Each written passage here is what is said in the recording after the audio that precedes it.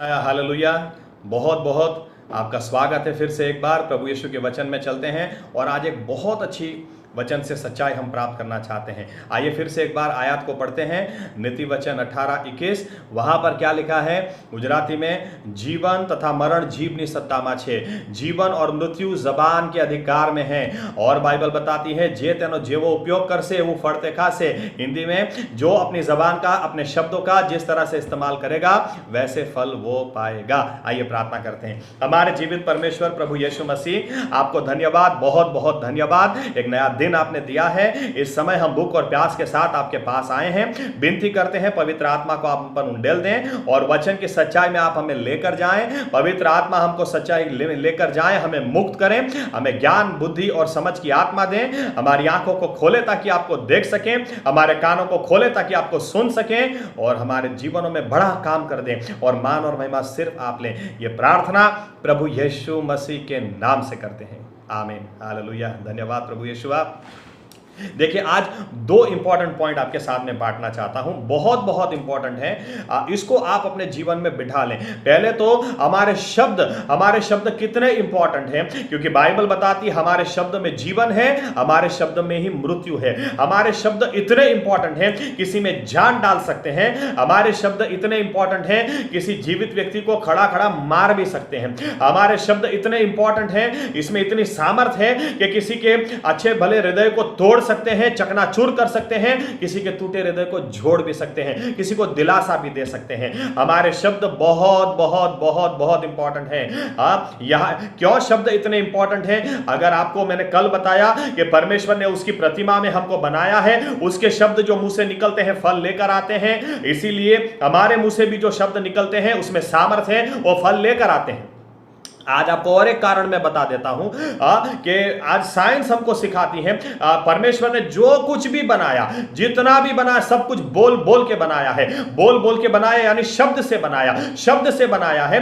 इसीलिए जब इंसान का डीएनए साइंटिस्ट लोगों ने चेक किया तो उनको पता चला डीएनए क्या है। इंसान का डीएनए भी एक भाषा है, यानी परमेश्वर ने इंसान को भी शब्दों से बनाया है। यानी कि अगर कहीं कुछ बिगड़ा है तो शब्द से बिगड़ा है, कुछ गलत शराब की वजह से बिगड़ा है, कुछ शैतानी हरकतों की वजह से, लेकिन शब्दों की वजह से कुछ बिगड़ा है। यानी अगर कुछ ठीक करना है तो शब्द से ही ठीक होगा। शब्द में जीवन है, शब्द में ही मृत्यु है। हमारी बनावट ही शब्दों से है। हालेलुया। इसीलिए परमेश्वर ने सब कुछ बोल के बनाया है और इसीलिए बाइबल बताती है सारी सृष्टि को उसने शब्द से बनाया और सारी सृष्टि को आज भी अपने शब्द के सामर्थ्य से टिका के रखा है। उसी तरह से हमारा जीवन भी शब्द से बना है, भाषा से बना है। तो उसको अगर वो कहीं ना कहीं अगर बिगड़ा है तो भाषा से बिगड़ा है, कहीं ना कहीं ठीक करना है तो भाषा से यानी शब्दों से उसको ठीक किया जा सकता है। हमारे शब्द में कितनी सामर्थ्य है। परमेश्वर के साथ का रिश्ता टूट गया हो, बाइबल बताती है अगर हम अपने गुनाह को कबूल करें, अगर अपने शब्दों को सही तरह से इस्तेमाल करें,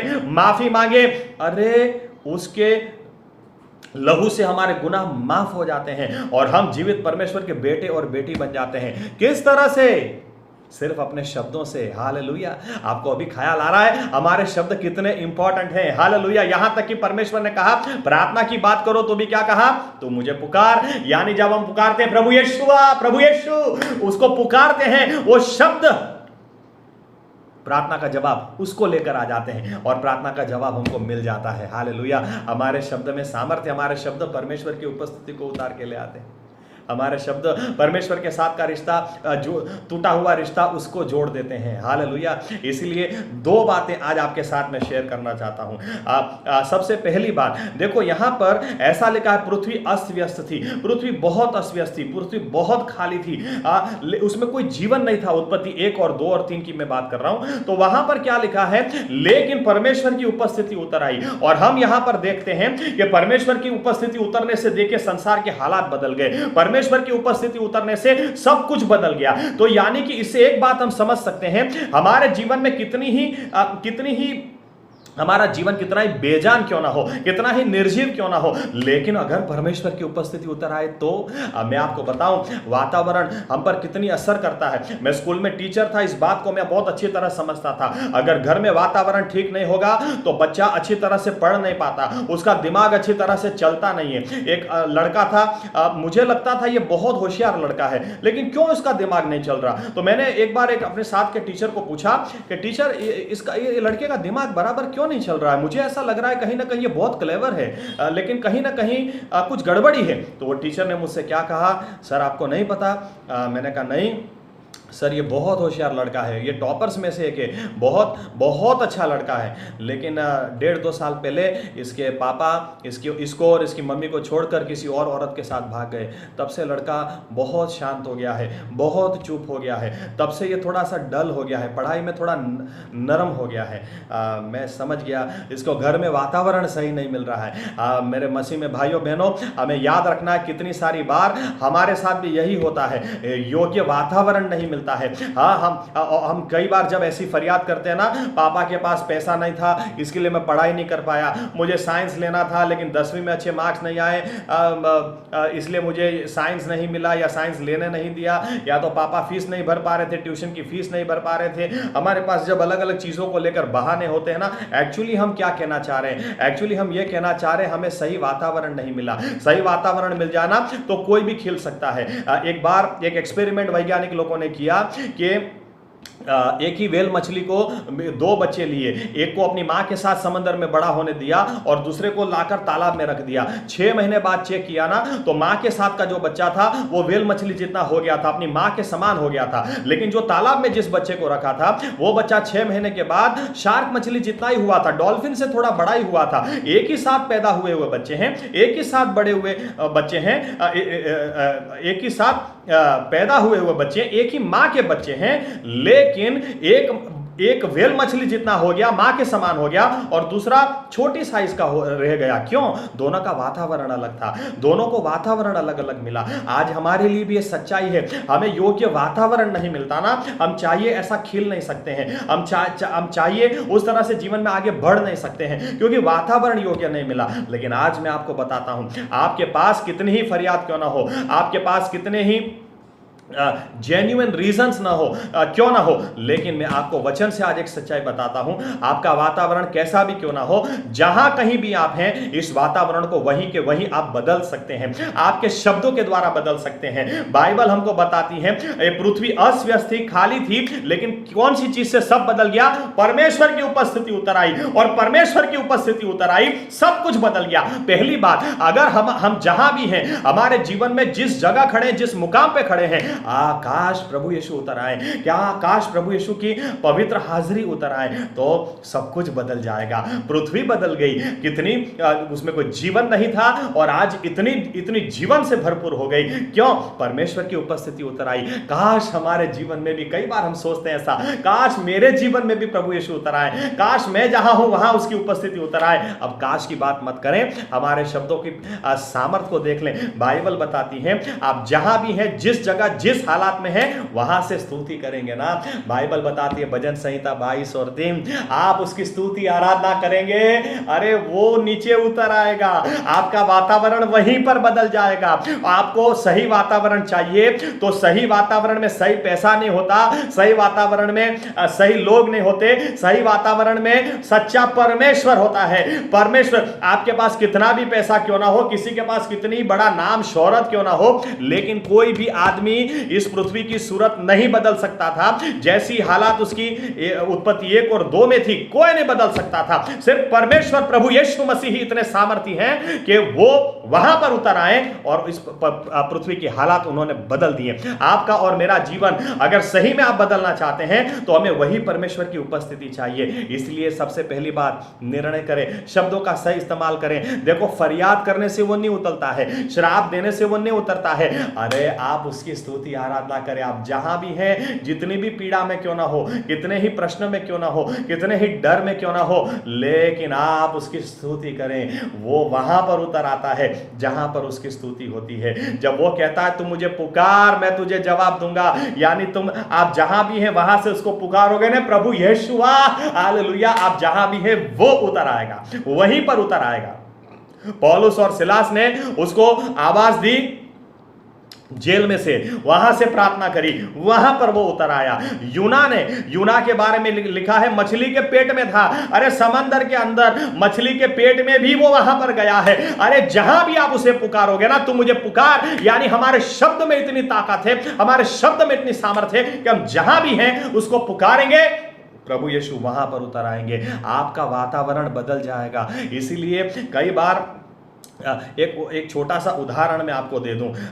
जब एक पास्टर साहब से मैंने सुना था एक बार, वो कह रहे थे मैं और मेरी वाइफ झगड़ा कर रहे थे, ऐसा झगड़ा किया, ऐसा झगड़ा किया, ऐसा झगड़ा किया। एकदम से बाहर लगा के 7वीं में हमारी लड़की पढ़ती थी, वो स्कूल से आ गई, ऐसा लगा तो मैंने तुरंत अपनी वाइफ से कहा अभी मुंह बंद कर, लड़की के सामने झगड़ा नहीं करना है, बाद में मैं देख लूंगा, तू भी तेरे को भी जो बोलना है बोल देना, अभी चुप हो जा। बोलते हम दोनों चुप हो गए, लेकिन चुप हो गए तो लड़की एकदम से अंदर आई, मुझे देखा, मेरी वाइफ को देखा, फिर एकदम से पूछा झगड़ रहे थे क्या दोनों?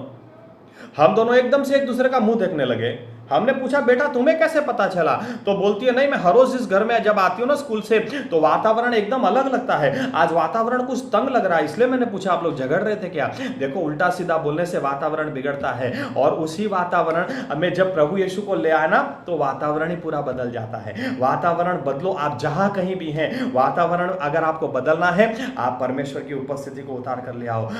कुदरती वातावरण, वो वातावरण परमेश्वर की हजूरी में चंगाई है, परमेश्वर की हजूरी में शांति है, परमेश्वर की हजूरी में आपके हर प्रश्नों का जवाब है, छुटकारा है, आनंद है, जीवन परिवर्तन है, और शैतान के हर बंधन टूट जाएंगे, हर डर का उधर वो डर भी भाग जाएगा, और सब कुछ उधर घुट घुट के मर जाएगा, और आप जीवित, शैतानी बातें हर घुट घुट के मर जाएगी और आप जीवित हो जाएंगे और जीवन से भरकर जिएंगे। आपको चाहिए परमेश्वर की उपस्थिति। इस पृथ्वी को सही में कुछ चाहिए था तो परमेश्वर की उपस्थिति चाहिए थी। आप जहां भी है ना, हम लोग कई बार क्या सोचते हैं, मूड ठीक नहीं है, क्या स्तुति करूं, मूड ठीक नहीं है, क्या धन्यवाद दूं, मेरे तो ऐसा इतना टेंशन चल रहा है, क्या प्रार्थना करूं। अरे आपको ये नियम उतारने की जरूरत है। आपके शब्द में जीवन है, आपके शब्द में मृत्यु है, आपके शब्द में इतनी सामर्थ है कि आप जहां भी है परमेश्वर की उपस्थिति उतर आएगी। यूना मछली के पेट में था, वहां पर से भी प्रार्थना करी, वहां से भी परमेश्वर ने उसकी प्रार्थना को सुना और मछली को कहा चल इसको बाहर फेंक दे। आपके शब्द में इतनी सामर्थ है, आप जहां भी हैं वहीं पर वातावरण बदल सकते हैं। आपका वातावरण, कई बार आपने सोचा होगा काश मेरा वातावरण बदल जाए तो सब कुछ बदल जाएगा। आप जहां भी हैं आज से निर्णय करें, जिस हालात में होंगे परमेश्वर की उपस्थिति को उतार कर ले आए कि वही वातावरण आपको चाहिए जो सब कुछ बदल देगा। कई बार घर में लोग टेप बजाते हैं, स्तुति आराधना बजाते हैं, एकदम से लगता है वातावरण चेंज हो गया। खुद आप स्तुति आराधना करें, एकदम से लगता है वातावरण चेंज हो गया। क्यों? क्योंकि हमारे शब्द में सामर्थ्य है, हमारे शब्द में वो ताकत है कि जब हम स्तुति के लिए, आराधना के लिए, धन्यवाद के लिए, प्रार्थना के लिए इन शब्दों का इस्तेमाल करते हैं ना, परमेश्वर की उपस्थिति उतर आती है। Hallelujah, hallelujah, hallelujah, hallelujah. ये पहली बात। आप जहां भी हैं, जिस परिस्थिति में, जिस हालात में, परमेश्वर की उपस्थिति को उतार कर ले आए। ये मत देखें कितना अस्त-व्यस्त जीवन है मेरा,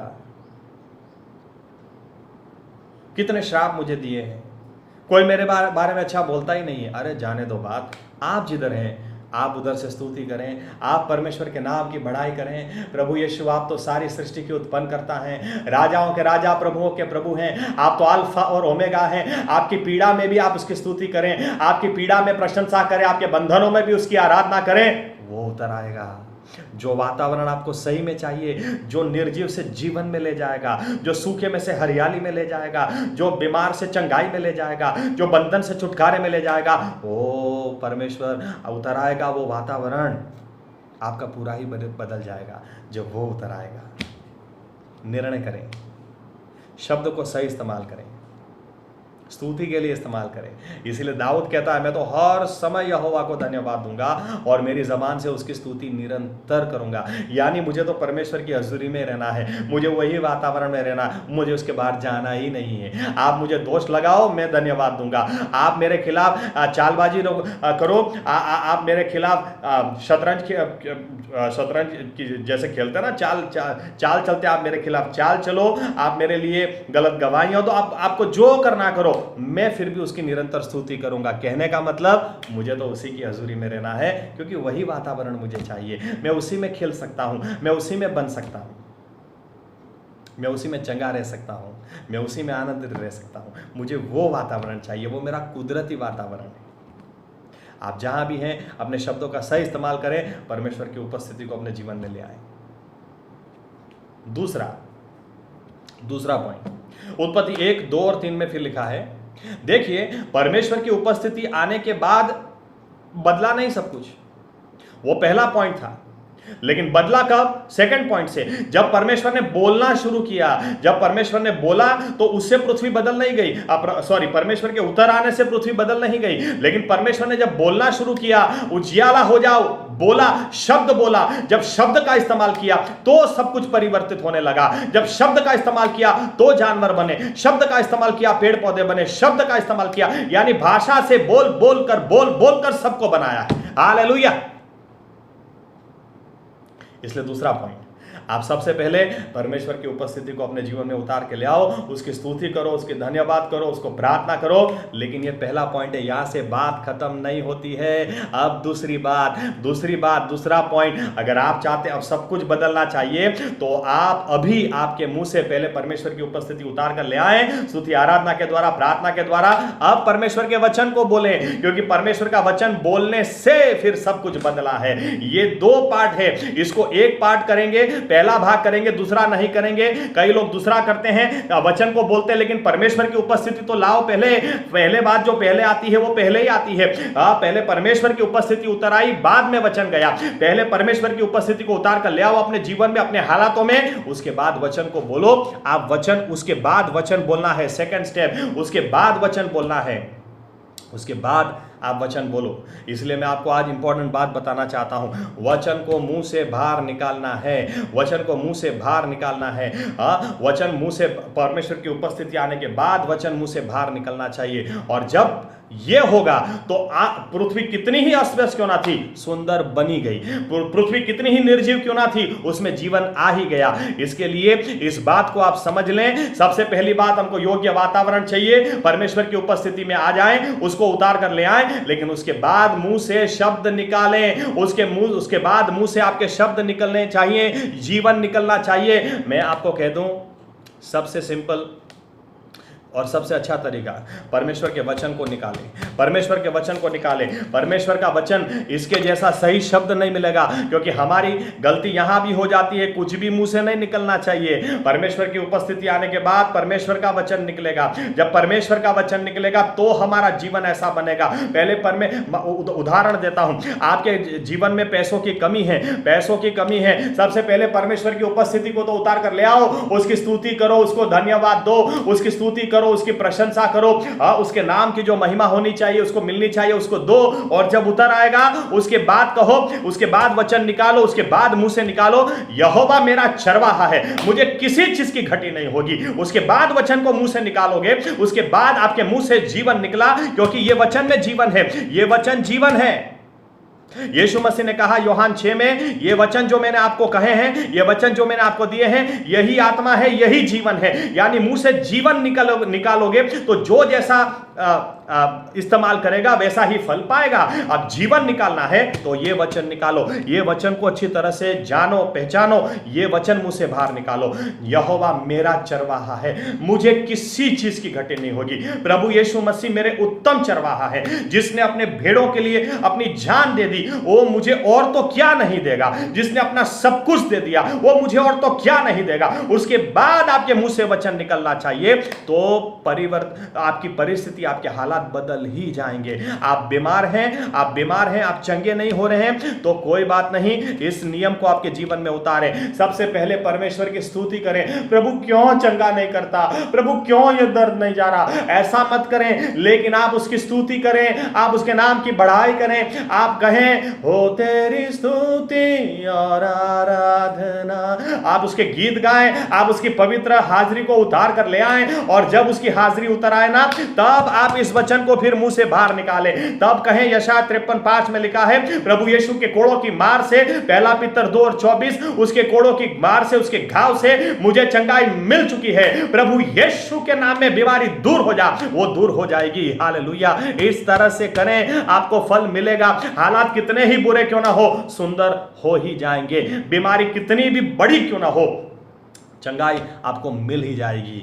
परमेश्वर की उपस्थिति को उतार कर ले आएं और फिर अपने मुंह से शब्द को निकालें, परमेश्वर के वचन को निकालें, क्योंकि इसमें जीवन है, इसमें जीवन है। ऐसा जीवन है कि बाइबल बताती है, देखो यीशु मसीह के बारे में लिखा है, 3 दिनों तक मृत्यु का राज जैसे उन पर रहा, लगा कि शायद कभी यह परिवर्तित नहीं होगा, ये हालात कभी नहीं बदलेंगे, लेकिन बाइबल बताती है तीसरे दिन वो जीवित होकर बाहर आए। यीशु मसीह में इतना जीवन था कि यूहन्ना बताता है पहले अध्याय में कि मृत्यु हावी नहीं हो पाई, इतना उजियाला था कि अंधेरा कभी हावी हो ही नहीं पाया। अरे इसीलिए जब ये वचन हमारे मुंह से निकलते हैं, इसमें इतना जीवन बहता है, इतना उजियाला बहता है, इतना जीवन कि कोई भी मृत्यु टिक नहीं सकती है, कोई भी हालात फिर हमको पकड़े नहीं रख सकते, उनको बदलना ही होगा, क्योंकि शब्द से ही जीवन है, शब्द से ही मृत्यु है, तो शब्द से ही आशीष है, शब्द से ही श्राप है। शब्द को बाहर निकालोगे ना, जीवन निकालोगे, जीवन मिलकर ही रहेगा। मुंह से चंगाई निकालोगे, चंगाई मिलकर ही रहेगी, क्योंकि ये जबान है जो हमारे जीवन को दिशा देती है। बाइबल बताती है, अगर डॉक्टर ने रिपोर्ट दे दिया आपके लिए कोई आशा नहीं है, हमको तो नहीं दिखाई दे रहा है, आपको कोरोना वायरस हो गया है, आपको HIV हो गया है, आपको कैंसर हो गया है, आपको ब्लड प्रेशर की बहुत बड़ी बीमारी है, आपकी आंखें जाएंगी, आपकी किडनी फेल हो जाएंगी, अरे डॉक्टर रिपोर्ट देना, उसके बाद तो आप डरो मत, आपको यही नियम का इस्तेमाल करो। आप गीत गाओ, फिर भी गीत गाओ, फिर भी उसकी आराधना करो। जब मैंने सोचा मैं अकेला हूं, तब प्रभु यीशु ने मुझसे कहा। आप उसकी स्तुति करो, आप उसकी आराधना करो, उसके नाम की बढ़ाई करो। ओ राजाओं का राजा, प्रभुओं का प्रभु, सामर्थ में सबसे महान, उसके नाम की स्तुति आराधना करोगे ना, वो उतर आएगा ना। फिर बोलो भजन संहिता 118 और 17, मैं मरूंगा नहीं, मैं तो जीऊंगा और परमेश्वर के नाम की महिमा मेरे जीवन के द्वारा प्रकट करूंगा। परमेश्वर की उपस्थिति को उतार के ले आओ, बाद में वचन बोलो, बाद में शब्द बोलो, अरे ये गारंटी फल लेकर आएगा। पृथ्वी इतनी अस्त व्यस्त थी, इसके बावजूद परमेश्वर की उपस्थिति उतर आई और परमेश्वर के मुंह से शब्द निकला है, इतना जीवन निकला, इतना जीवन, इतना सामर्थ्य निकला कि आज हम देख लें, जहां मृत्यु था, अंधेरा, आज इतना जीवन और इतना उजाला हो गया। हालेलुया। इसी नियम को हमारे जीवन में हमें इस्तेमाल करना है, इसी नियम को हमारे जीवन में इस्तेमाल करना है। लोग कहेंगे ना, तेरी नौकरी चली जाएगी, देख लेना तेरा बिजनेस अब ठप हो जाएगा, ये बिजनेस अभी तुझे फायदा नहीं करेगा, नुकसान में जाएगा ये लॉकडाउन की वजह से। अरे आप दूसरों का सुनने की बजाय आप परमेश्वर की स्तुति आराधना करो, उसको उतार कर ले आओ, उसको उतार कर ले आओ और उसको उतार कर ले आओ। उसके बाद अपने मुंह से कहो, उसके बाद अपने मुंह से बात निकालो कि मैं पूंछ नहीं, मैं तो सिर हूं, मुझे नीचे नहीं, वो तो मुझे ऊपर बिठाएगा, मैं किसी से लूंगा नहीं, मैं दूसरों को उधार दूंगा। हालेलुया। जब आप उसकी उपस्थिति में रहकर इस वचन को मुंह से बाहर निकालेंगे, तो हालात कितने ही बुरे क्यों ना दिख रहे हो, मैं किसी के सामने हाथ नहीं फैलाऊंगा, लेकिन मैं दूसरों को दूंगा। व्यवस्था विवरण पुनर्नियम 28वां अध्याय ड्यूटरोनॉमी 28, जब वचन आपके मुंह से बाहर जाएगा, ये फल लेकर आएगा, क्योंकि जीवन आपके मुंह से निकला है। जो जबान का जैसा इस्तेमाल करेगा वैसे ही फल वो खाएगा। इन चीज़ों को मेरी वाइफ ने हमारे परिवार में अपने जीवन में बहुत अच्छी तरह से इस्तेमाल किया है। मेरी गवर्नमेंट जॉब थी, बहुत अच्छी परिस्थिति थी, सब कुछ छोड़कर हम सेवकाई में आए। हमने 5 साल तो बहुत तकलीफ देखी है, फाइनेंशियल क्राइसिस बहुत सारे देखे हैं, लेकिन इन वचनों को बोल बोल कर ही हमने दिन निकाले हैं। एक दिन भी ऐसा नहीं आया एक कि हमें एक टाइम का खाना हमारे घर में ना हो, क्योंकि परमेश्वर का वचन काम करता है। हमने हमने उस समय जब कुछ पता ही नहीं चलता था, कई बार हमको बाहर जाना हो, हाथ में पैसा नहीं रहता था, तो उसके ऐसे समय में मैं और मेरी वाइफ गिटार लेकर मैं बैठ जाता था, वो मेरे बाजू में आकर बैठ जाती थी और मैं गीत गाता था, God will make a way where there seems to be no way. He works in ways we cannot see. He will make a way for me. He will be my guide. Hold me closely to his side. With love and strength for each new day. He will make a way. He will make a way. जब उसको इस तरह से हम कबूल करते थे, जहाँ रास्ता है नहीं वहाँ से वो रास्ता निकालेगा। लाल समंदर के आगे रास्ता दिखता नहीं था, पीछे मृत्यु थी, आगे आगे कोई रास्ता नहीं था, फिर भी परमेश्वर ने रास्ता निकाला। वही हमारा परमेश्वर है। पहले उसको उतार कर तो ले आओ, उसको उतार कर ले आओ, उसके बाद बोलो वो मेरे लिए भी रास्ता निकालेगा। इब्राहिम, इसहाक और याकूब का परमेश्वर वो मेरा परमेश्वर है, इजराइल का परमेश्वर वो मेरा परमेश्वर है। उनके लिए रास्ता निकाला, मेरे भी निकालेगा। वो पक्षपाती नहीं। वचन को बोलो, हमारे लिए रास्ता निकाला है, आपके लिए भी निकालेगा। हालेलुया। इस नियम को जीवन में उतार ले। हालात कितने ही बुरे क्यों ना हो, डर क्यों ना हो, भविष्य में क्या होगा कैसे होगा, इन बातों की चिंता ही क्यों ना हो, आप जहां भी हैं प्रभु यीशु की स्तुति करें। पहले उसको उतार कर ले आए, प्रभु यीशु की आराधना करें और उसके बाद वचन को घोषित करें।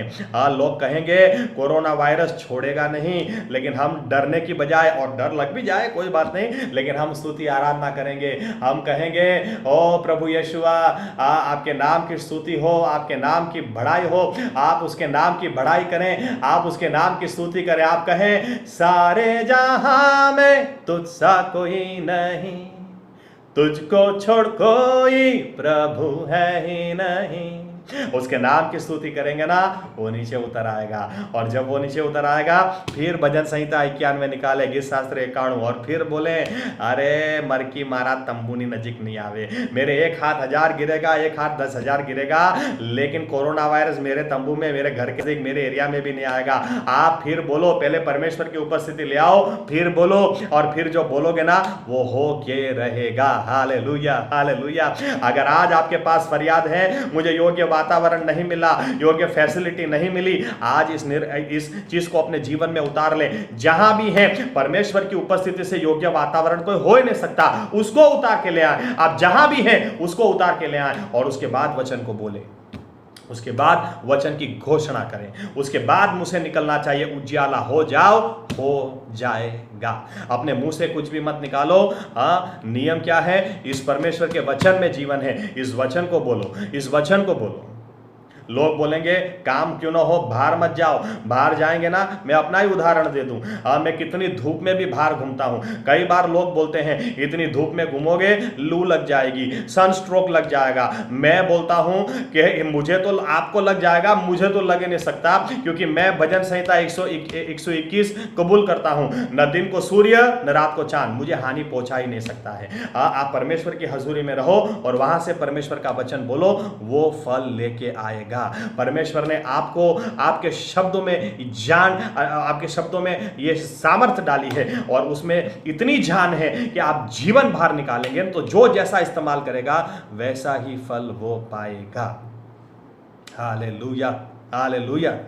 हमारे शब्द हमें दिशा देते हैं, हमारे शब्द हमें चंगाई देते हैं, हमारे शब्द हमें छुटकारा देते हैं। हमारे शब्द, कई बार हम लोग उल्टा करते हैं। हम लोग क्या करते हैं, मुंह से क्या बोलते हैं, मुझे नहीं लगता मैं ठीक हो जाऊंगा, मुझे नहीं लगता मेरे हालात बदलेंगे। आपके मुंह से मृत्यु निकल रहा है। ध्यान में रखें, ये इतना इंपॉर्टेंट है कि इजरायली लोग, आप होमवर्क में पढ़ सकते हैं, गिनती 13 और 14 ऐसा लिखा है, कुछ लोग 2 बंटवारे हो गए। कुछ लोगों ने कहा कि नहीं, हम कनान में नहीं जा सकते हैं, प्रश्न बहुत बड़े हैं, राक्षसी आदमी हैं, बहुत बहुत ऊंचे ऊंचे आदमी हैं, जायंट्स हैं, हम नहीं जा सकते। तो उन्होंने कहा नहीं जा सकते, तो वो नहीं ही गए। परमेश्वर ने कहा जिन्होंने कहा है नहीं जा सकते वो नहीं जाएंगे, क्योंकि उन्होंने जबान से मृत्यु को इस्तेमाल किया है, तो वो जैसा इस्तेमाल करेंगे वो फल पाएंगे। और जिन्होंने कहा, यहोशू और कालेब ने कहा, जो परमेश्वर मिस्र से यहां तक लेकर आया उसकी सहायता से हम आगे भी बढ़ जाएंगे। तो परमेश्वर ने कहा, तुमने जीवन का इस्तेमाल किया तो तुम जाओगे, जो जैसा इस्तेमाल करेगा वैसा फल वो पाएगा। इसलिए मुंह से कुछ भी उल्टा सीधा मत निकालो, निकालना ही है तो वचन निकालो। इस वचन को अच्छी तरह से पढ़ो। शैतान आपको डराएगा, शैतान आपको डराने की कोशिश करेगा, और दूसरे लोग आपको डराने की कोशिश करेंगे। आपके मुंह से आपके मुंह से डर नहीं निकलना चाहिए। प्रभु देखो, अभी तो मेरी हालत खराब हो जाएगी, मुझे लगता है अभी ये लोग मुझे खत्म कर देंगे, अभी मुझे जीवन जीने नहीं देंगे शांति से। ऐसी सब बातें बोलने की बजाय आप पहले इस नियम का इस्तेमाल करो। आप प्रभु यीशु को पुकार लो, ले चल मुझे, ले चल मुझे, तू है जहां, ले चल मुझे। आप उसकी स्तुति करो, आप उसकी आराधना करो, आप उसकी हजूरी में आ जाओगे। वो चारों बाजू से आपको घेर लेगा, आपका वातावरण ही बदल जाएगा, आप जहां भी है वातावरण बदल जाएगा। उसके बाद आप मुंह से बोलो, यशायाह 54 और 17, मेरे खिलाफ उठा हुआ शैतान तेरा एक भी हथियार सफल नहीं होगा, और जो भी जबान मेरे खिलाफ बोलती हैं वे खुद दंडित हो जाएगी, क्योंकि मैं यहोवा का बेटा हूं, बेटी हूं, और यहोवा के बच्चों को वारिस में यहोवा ने यही दिया है। हालेलुया। परमेश्वर की उपस्थिति में रहकर परमेश्वर के वचन को बोलोगे ना, फल आएगा आएगा आएगा। आज आपकी क्या जरूरत है? कौन सा बंधन है आपका? कौन सा डर है? कहां फंसे हैं? कहां निराशा है? कहां आपको लगता है भविष्य की चिंता? कौन सी चिंता पकड़ के बैठे हैं? कौन सी ऐसी बातें आपको लगता है ठीक हो ही नहीं सकता? इस नियम को इस्तेमाल करें। पहले अध्याय से, पहली आयतों से ही यह नियम परमेश्वर ने दिया है। हालात कितने ही बुरे क्यों ना हो, परमेश्वर की उपस्थिति को उतार के ले आओ, स्तुति आराधना के द्वारा, प्रार्थना के द्वारा, इन शब्दों के द्वारा। फरियादें मत करो, धन्यवाद दो, उसको उतार के ले आओ। और जब वो उतर आए ना, उसके बाद मुंह से कुछ भी मत बोलो, वचन बोलो, वचन को मुंह से बाहर निकालो। और वचन मुंह से बाहर निकालेंगे ना, गारंटी आपके हालात बदलते कोई नहीं रोक सकता, क्योंकि परमेश्वर के मुंह से निकला है, परमेश्वर के मुंह से निकला एक भी शब्द खाली नहीं जाता है। और यही शब्द अब हमारे मुंह से निकलेगा तो हमारे मुंह में जीवन है, हमारे मुंह में मृत्यु है। तो ये वचन हमारे मुंह से निकलेगा, इसको पूरा होने से कोई रोक ही नहीं सकता। निर्णय करें, हर हालात में उसकी स्तुति आराधना करेंगे और मुंह से उसके वचन को ही बाहर निकालेंगे। हर बंधन टूटेगा, हर परिस्थिति बदलेगी, चंगाई आएगी, शांति आएगी, भविष्य उज्जवल हो जाएगा, उजियाला आएगा, परिवर्तन आएगा, बंधन टूटेंगे, जो आज तक नहीं हुआ वो अब होगा। आइए प्रार्थना करते हैं। प्रभु यीशु मसीह, हम आपके वचनों के लिए दिल की गहराई से धन्यवाद देते हैं। ये बात सही है कि हम कई सारे लोग प्रभु यीशुआ कई बार फरियाद करते हैं कि क्योंकि हम इस बात को समझते हैं, हमें योग्य वातावरण नहीं मिला, हमें योग्य साथ नहीं मिला, सहकार नहीं मिला। लेकिन आज प्रभु यीशु मसीह, आपने इस बात की जवाबदारी हम पर डाल दी है। अगर हम अपनी जवाबदारी लें तो हम जहां भी हैं, जिस हालात में हैं, जिस जगह है, दुनिया के किसी भी कोने में हैं, वहां से हम स्तुति करें, वहां से आपके नाम की बढ़ाई करें। तो आप जिधर भी हैं, हम जिधर भी हैं, आप उधर उतर आएंगे। और अगर आप उतर आए प्रभु यीशुआ, ये पृथ्वी अस्त व्यस्त थी, इसके लिए कोई आस नहीं थी। अगर इसके लिए कोई आस थी तो सिर्फ आप थे। आज हमारे लिए कोई आस है तो सिर्फ आप हैं प्रभु यीशुआ। और आपको आज हम निर्णय लेते हैं, हम फरियाद नहीं करेंगे, निराशाजनक बातें मुंह से नहीं निकालेंगे, लेकिन इस नियम को जीवन में उतार कर जिस हालात में होंगे आपके नाम की स्तुति करेंगे, आपके नाम की बड़ाई करेंगे, और आपको हम अपने जीवन में, अपनी परिस्थितियों में उतार कर ले आएंगे। और उसके बाद आपके मुंह से जैसे निकला उजियाला हो जाओ, उसके बाद वचन निकला है, उसके बाद हम अपने मुंह से वचन को बाहर निकालेंगे। कितने ही हालात बुरा क्यों ना हो, उसके बीच में आप दुनिया में कितनी ही मंदी क्यों ना हो, लेकिन फिर भी हम आपको उतार कर ले आएंगे, आपकी स्तुति, आपकी आराधना, प्रार्थना के द्वारा। और फिर मुंह से यही निकलेगा, यहोवा मेरा चरवाहा है, मुझे किसी चीज की घटी नहीं होगी, वो मुझे हरी चराइयों में ले जाता है। अरे मेरे दुश्मन देखते रह जाएंगे, उनके बीच में वो मेरे लिए खाना तैयार करता है। और जब आपकी उपस्थिति में आपका वचन हमारे मुंह से निकलेगा तो फल लाएगा, लाएगा और जरूर लाएगा। आज हमारे जैसे भी हालात हैं, उन हालात को बदलने के लिए हम आपकी हजूरी में, आपकी हजूरी को हम स्तुति, आराधना और प्रार्थना के द्वारा उतार के ले आए, और जो भी हमारे हालात हैं उसके मुताबिक आपके वचन से हम शब्द को इस्तेमाल करें, और जैसे पृथ्वी पूरी ही बदल गई वैसे हमारा ही जीवन पूरा ही बदल जाए। जैसे पृथ्वी पूरी ही सुंदर हो गई, हमारे जीवन भी पूरे ही सुंदर हो जाए, और हमारे जीवनों में जीवन जीवन जीवन, आशीष आशीष आशीष, छुटकारा, आनंद, चंगाई, इतनी सारी आशीषें जबान का, शब्द का सही इस्तेमाल करने से आए कि जितने भी श्राप हमारे साथ आज तक जुड़े हैं सब कुछ खत्म हो जाए, और आज के बाद हमारे जीवन आशीष से भरे, जीवन से भरे, चंगाई से भरे, बहुतायत से भरे, फिजिकली, मेंटली, स्पिरिचुअली, इमोशनली, हर तरह की आशीष, फाइनेंशियली हर तरह की आशीष हमारे जीवन में हो, और हमारे जीवनों से आप ही को मान और महिमा मिले। ये प्रार्थना प्रभु यीशु मसीह के नाम से करते हैं, आमीन। प्रभु यीशु मसीह आप सभी को बहुत बहुत आशीष दें। कल इसके बारे में आखिरी भाग, आखिरी संदेश हम सुनेंगे, लेकिन तब तक जो सुना है उसको उतारें। हालात बदल जाएंगे, सब कुछ बदल जाएगा, क्योंकि परमेश्वर की उपस्थिति और उसका वचन हमारे लिए काफ़ी है। प्रभु यीशु आपको आशीष दे, आमीन।